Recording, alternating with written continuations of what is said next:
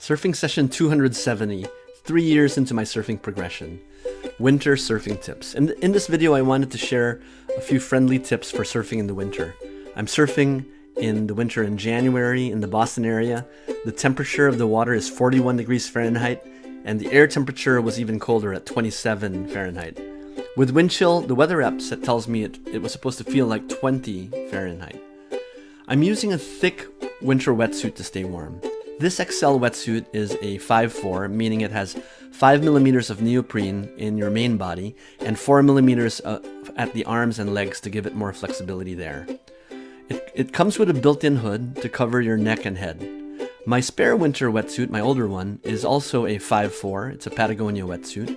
These are great for the winter. They're rated for 38 to 48 degrees Fahrenheit according to Patagonia.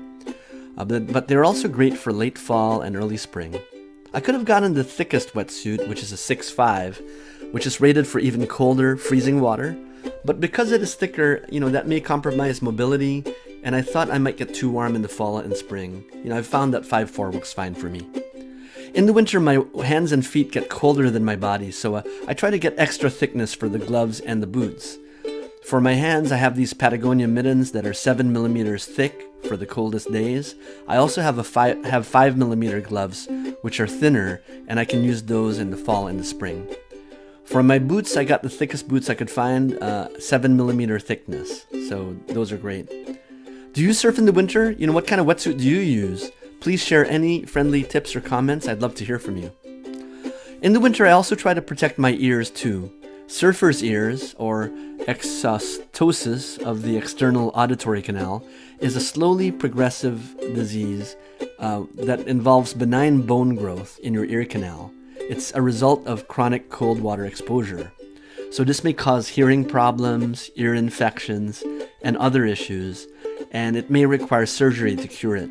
So to prevent this, I purchased these surf ears, which are earplugs that prevent cold water from entering my ear canal, and they still allow me to hear things in the water. I also use this when I'm swimming in the pool. I'll also leave a few links for these surf ears and a few of the other products I use for winter surfing in the description of this video on YouTube.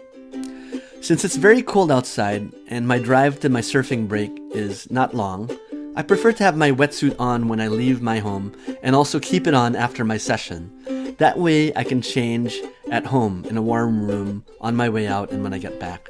I just make sure to use a towel or a bathrobe over my car seat to avoid too much water damage on the seat. And I also wear a winter hat to stay warm. I also prefer to keep my board inside the car with a soft terry cloth surf sock from Host TV. My Tesla and my prior car, which was a Subaru Outback, could both easily fit a longboard inside. I find this easier than having to deal with mounting the board on the roof rack. You see, after a surfing session, my hands are freezing, so I'd rather not have to deal with tying down the board. Also, I can use my frunk for my wet items like my gloves. I love my frunk on the Tesla. It's awesome. I try to get out as much as I can. Winter is a great time to go surfing because there are no beach crowds and there are fewer surfers in the water. The waves are also very nice when there are nor'easters in the Boston area. If there are waves, I try to fit in a 1-hour session in the morning whenever I can, even on work days. However, you got to keep in mind that the days are shorter in the winter with late sunrise and early sunsets, so you have to plan accordingly. There's actually a 30 minutes of light in the morning right before sunrise, so it's twilight. This morning, for instance, I actually paddled out in semi-darkness, which means I was one of the first ones in the water, and it was fun. Do you surf in the water? Please share any friendly tips or comments. I'd love to hear from you.